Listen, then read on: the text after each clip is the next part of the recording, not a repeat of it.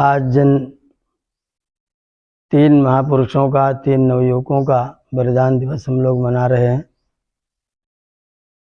उनमें सर्वश्रेष्ठ क्रांतिकारी भगत सिंह जी, उन्हीं के गहरे साथी गहरे मित्र राजगुरु जी और उनके एक और साथी सुखदेव जी, इन तीनों मित्रों को आज के दिन फांसी की सज़ा लाहौर की जेल में हुई।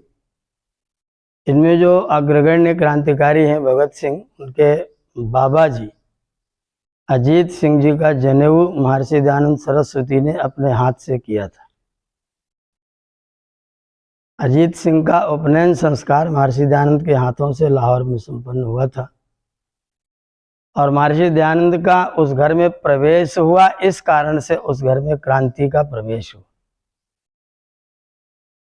इनकी माता श्री, इनके पिताश्री, इनके अभी भी एक विद्यमान है, इनके चचेरे भाई कुलतार सिंह, ये पूरे के पूरे परिवार में जो क्रांति का बीज गया, वो क्रांति का बीज महर्षि दयानंद सरस्वती के पदार्पण के कारण से हुआ। भगत सिंह जब कभी कलकत्ता जाना उनका होता था, तो अभी वो उनका कमरा, उनका वो स्थान कलकत्ता समाज में निश्चित है। वो आर्य समाज कलकत्ता 19 विधान सरणी में जाकर के रोका करते थे। 2 बार वो कई दिन तक आर्य समाज में जाकर के रहे थे, जब वो अंग्रेजों के जाल से बचने की कोशिश कर रहे थे। तो उनके अंदर जो आर्य समाज का क्रांति का जो संस्कार आया था, वो संस्कार महर्षि दयानंद सरस्वती के पदार्पण के कारण से आया था और उन्हीं की क्रांति को प्राप्त करके फिर साथ में डीएवी में उनका अध्ययन, दयानंद एंग्लो विद्यालय में उनका अध्ययन, उस अध्ययन ने उसमें और ज़्यादा पर लगाए। और जो बीज थे, जैसा कभी द्विवेदी जी ने बताया कि वो पिताजी धान गाड़ रहे थे और वो मेड़ पर छोटे बच्चे थे 5-7 साल के, बैठ करके लकड़ियाँ गाड़ रहे थे। पिताजी ने पूछा, वो भगता क्या कर रहा है? तो उसने कहा कि बंदूकें बो रहा हूँ पिताजी। इससे क्या होगा? बोले आपका धान उगेगा, मेरी बंदूकें उगेगी। जैसे आप धान सब लोगों को खिलाएंगे, वैसे मैं बंदूकों से अपने देश की रक्षा करूँगा। तो क्रांति का भाव, क्रांति का बीज भगत सिंह के अंदर बचपन से था और उसको हवा मिली क्योंकि परिवार में क्रांति के बीज थे, और उसको और ज़्यादा बढ़िया उर्वरक मिला जब वो डीएवी में पढ़ने के लिए चले गए। उनके जो क्रांतिकारी विचारों की जो स्रोत था, जो आय था, वो पैदा हुआ था महर्षि दयानंद के विचारों से। और उनके विचारों से आज काफ़ी कुछ लेखक लोग उनको नास्तिक घोषित करने की कोशिश करते हैं और कहते हैं वो कम्युनिस्ट की विचारधारा से प्रेरित थे। लेकिन भगत सिंह ने जो अपने विचार व्यक्त किए हैं और जिस तरह से उनके विचारों में ईश्वर प्रतिष्ठित है, वो कभी भी कम्युनिस्ट की विचारधारा नहीं हो सकती है। वास्तव में उनकी विचारधारा, क्रांतिकारी विचारधारा ऋषियों के ग्रंथों से थी और विशेष करके ऋषि दयानंद सरस्वती के कारण से थी। भगत सिंह के जीवन में जितने भी क्रांति के भाव थे और जिस तरह से वो जीवन को जिए, वो समय आया था जब उनसे कहा गया था कि तुमको फांसी लग जाएगी, तुमको फायदा क्या होगा, तुम्हारी मृत्यु हो जाएगी, तुम मर जाओगे। और उन्हें किसी ने कहा था कि इस दुनिया के लोग, इस संसार के लोग बड़े स्वार्थी हैं, जब तक तुम जीवित हो तुम्हें ललकारेंगे, तुम्हें आगे बढ़ाएंगे, और जब तुम मर जाओगे तो तुमको भूल जाएंगे, तुम्हें फांसी हो जाएगी, तुम्हें कुछ नहीं मिलेगा।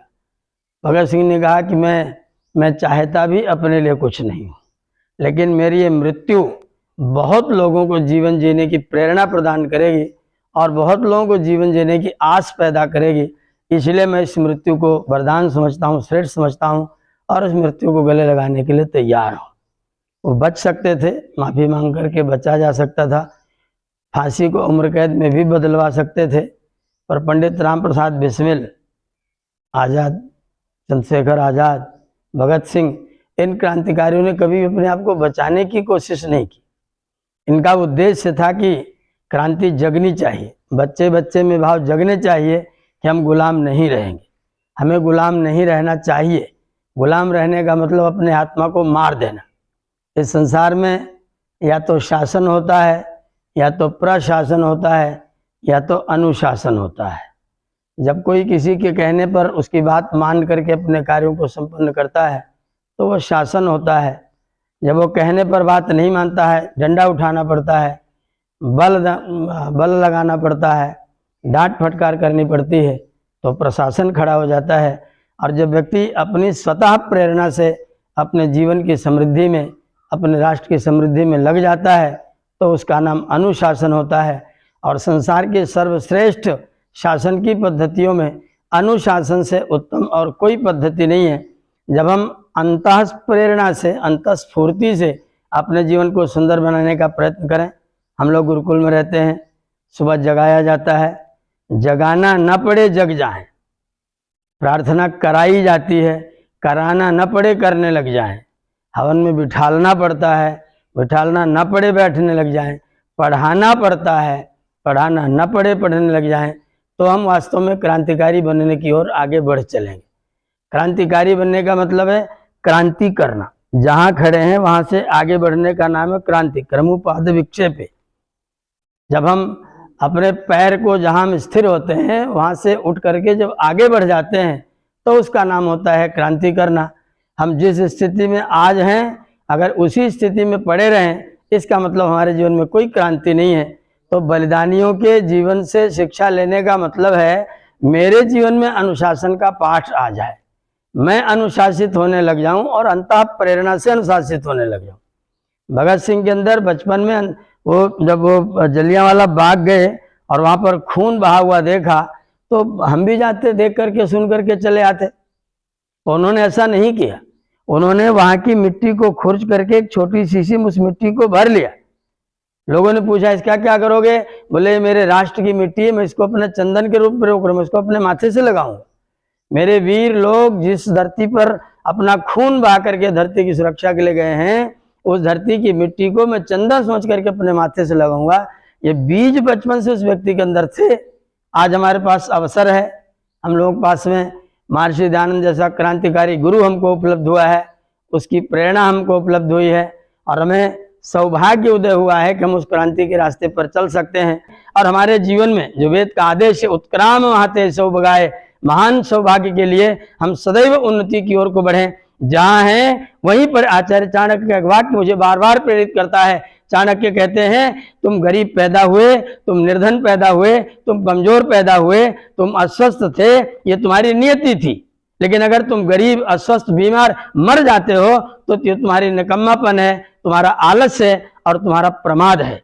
पैदा होना नियति है लेकिन वैसे ही मर जाना तुम्हारा प्रमाद है। हम प्रमादी बनकर अपने जीवन को वैसा ही न पड़ा रहने दें जिस स्थिति में आज हैं, आज में करते रहें। उत्क्राम महते सौभागाय। अगर हम आगे बढ़ने की कोशिश करेंगे तो हम क्रांतिकारियों के रास्तों पर चलेंगे, और अगर क्रांतिकारियों के रास्ते पर न चले तो फिर आपके होने का, आपके जीने का और इस तरह के दिवस मनाने का भी कोई विशेष प्रयोजन नहीं रहेगा। बाहर के सब लोगों को, पधारने वालों को मैं बहुत बहुत धन्यवाद करता हुआ, और हमारे फक्कड़ न्यूज़ के जो हमारे बंधु आए हुए हैं, आपने बहुत कृपा की, यहाँ पर आप आए और आपने इस आश्रम के इन गौरवान्वित क्षणों को अपने कैमरे में कैद किया। मैं आपको बधाई और स्वागत करता हूँ, धन्यवाद करता हूँ और धन्यवाद के साथ अपनी वाणी को विराम देता हूँ। ओम शम। शांति शांति वनस्पतयः शान्तिर्विश्वे देवा शान्तिर्ब्रह्म शान्ति सर्वं शान्ति शान्तिरेव शान्ति सामा शान्तिरेधि। ओम शांति शांति शांति। नमस्कार, मैं हूं राजा राम त्यागी और आप देख रहे हैं फक्कड़ न्यूज। मैं इस समय जनपद सुल्तानपुर के धनपतगंज बाजार के मझवारा ग्राम सभा में मौजूद हूँ, जहाँ पे गुरुकुल आश्रम बना हुआ है। और आज इस गुरुकुल आश्रम में आचार्य जी द्वारा जो हमारे देश के क्रांतिकारी वीर शहीद भगत सिंह जी, चंद्रशेखर आज़ाद जी, वीर शहीद राजगुरु जी, इन सब क्रांतिकारियों को याद किया गया यहाँ पे। और आने वाले 2024 में कुछ वीर शहीदों के लिए यहाँ पे 201 यज्ञ कुंडी यज्ञ होगा। यहाँ के आचार्य ने इस सब के बारे में विस्तार से बताया। आचार्य जी, आप अपना नाम और पूरा परिचय पहले बताएं। मेरा नाम सुचिसद मुनि है। ये गुरुकुल को संचालित करता हूँ और यहीं पर रहता हूँ। ये एक आवासीय संस्कृत विद्यालय है। विद्यार्थी लोग यहाँ रह करके विद्या अध्ययन करते हैं और मैं यहाँ रह करके इनको अध्ययन कराता हूँ। मैं यहाँ आचार्य के पद पर कार्य कर रहा हूँ। आगे की योजनाओं के बारे में कुछ बताएं। गुरुकुल में विद्यार्थी अच्छे बने, योग्य बने, राष्ट्रभक्त बने, देशभक्त बने, ये तो हमारी सदैव की योजना है। और एक विशेष योजना अभी जो हमने प्रारंभ किया है जी।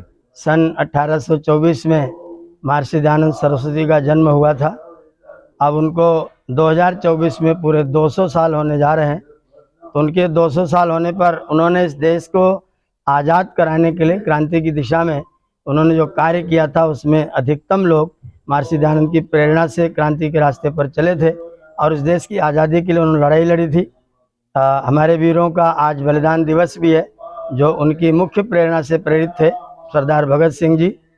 तो सरदार भगत सिंह जी उन्हीं की प्रेरणा से प्रेरित एक क्रांतिकारी थे और वो भगत सिंह जी जिनका आज जो बलिदान दिवस है वो महर्षि दयानंद की प्रेरणा से प्रेरित हुए थे। तो महर्षि ने अनेक क्रांतिकारियों को, श्यामजी कृष्ण वर्मा को उन्होंने ही लंदन भेजा था पढ़ने के लिए और वहाँ इंडिया हाउस की स्थापना का जो सूत्र था, जो विचार था, वो महर्षि ने ही उनके हृदय में डाले थे। उन्होंने उनको वहाँ भेजा था कि जाओ और वहाँ पर रह करके वहाँ की स्थितियों का आकलन करो और जो बच्चे यहाँ से जाएं उनको वहाँ उनके देश में क्रांति करके दिखाओ कि वो लोग हमारे देश में अगर कुछ करेंगे तो उनके देश में किया जाए तो उनको कैसा लगेगा, ऐसे उनको शायद कुछ सीख मिलेगी।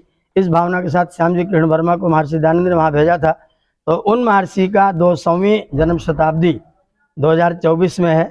उनको अपनी श्रद्धांजलि देने के लिए और उनका जो रास्ता था वेद की ओर लौटो, वेदों के मार्ग पर चलो, उस वेद के रास्ते को और प्रसिद्ध करने के लिए, उसको प्रचारित करने के लिए 200 यज्ञशालाएं बना करके और चारों वेदों का पारायण करके लगभग 4 करोड़ आहुतियाँ घी और सामग्री की दे करके और हम अपने उस क्रांतिकारियों के पितामह महर्षि दयानंद को श्रद्धांजलि देना चाहते हैं।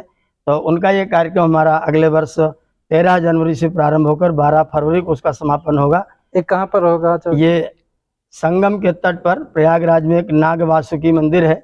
वहाँ पर महर्षि दयानंद सरस्वती जी सन 74 में आए थे और वहाँ वो नाग वासुकी मंदिर की सीढ़ियों पर उन्होंने जाड़े की रातें काटी थी। तो उसी वासुकी मंदिर के सामने हमने अपना स्थान निश्चित किया है और वहाँ पर हम 200 यज्ञशालाएँ बना करके और चारों वेदों का पारायण यज्ञ करेंगे। इस यज्ञ को अपना यज्ञ समझे। मैंने इसमें अपना नाम नहीं दिया है, किसी व्यक्ति का नाम नहीं दिया है। इस यज्ञ के प्रचार में केवल संस्था का नाम दिया गया है।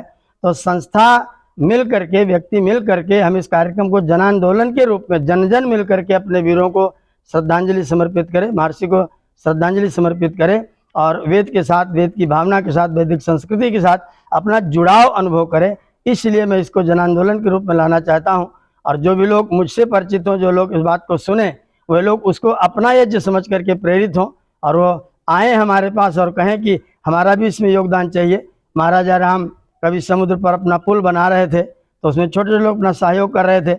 उसमें लोग कहानियाँ बताते हैं कि मदतियाँ हैं कि गिलहरी भी आई, उसने कहा मेरा भी सहयोग चाहिए। तो अपना वो थोड़ा थोड़ा बालू का रेता लेकर के आ रही थी। लोगों ने कहा तुम्हारे इस बालू के रेते से क्या होगा? उसने कहा जब कभी इस पुल का इतिहास लिखा जाएगा तो लोग कहेंगे ये पुल बनाने वालों में इसका भी नाम था। मेरा सहयोग भले ही छोटा सा है लेकिन मेरा नाम पुल बनाने वालों में आएगा। तो मेरे देश की जनता ये समझे कि मेरा नाम एक श्रेष्ठ कार्य करने में यजमान के रूप में, याज्ञ के रूप में मेरा नाम आए। इस भावना के साथ मेरे देश की जनता इस कार्यक्रम के साथ जुटे और इस कार्यक्रम को अपना बना ले। मेरा कार्यक्रम करके मुनि सुचिसद का कार्यक्रम नहीं है, ये कार्यक्रम व्यक्ति का हो, ये कार्यक्रम जन जन का हो। मैं ऐसी कामना करता हूँ, सब लोगों से ऐसी अपेक्षा भी रखता हूँ। सर जी, आपकी गौशाला है?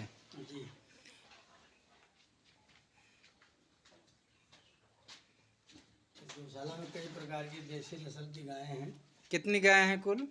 इसमें हमारे पास 18 है। 18 हैं दोनों तरफ मिला के। जी। किस किस नस्ल की हैं? इसमें गिर है, हरियाणा है, साहिवाल है, और ये कौन सी प्रजाति के ये गिर नस्ल है, अच्छा ये गिर नस्ल की गाय है। जी, और आगे चले इसके दिखाएं। बगल में भी गिर है, ये हरियाणा है। अच्छा, ये वाली इधर दाहिने साइड में, ये तो सामान्य है, शंकर को बोलते हैं। अच्छा संकर प्रजाति, जी जी। ये भी शंकर है। ये साहिवाल है शुद्ध। अच्छा, ये भी ये किस ब्रीड की है? ये तो जर्सी है, जर्सी है, जर्सी है, ये जर्सी है, जी। ये जर्सी है, ये साहिवाल है। हम्म, ये भी साहिवाल है। बच्चे भी हैं।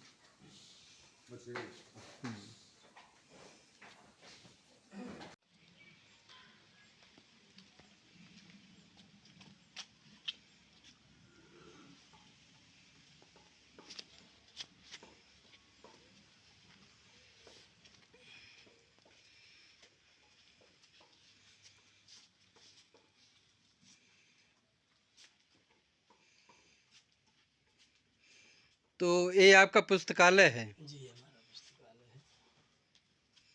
इसमें लगभग 10,000 की संख्या में पुस्तकें हैं। किस किस तरह की पुस्तकें हैं? ज़्यादातर वैदिक साहित्य, इसमें वैदिक वाङ्मय, वेद, ब्राह्मण, गीता, रामायण, उपनिषद, सभी दर्शन, मनुस्मृति।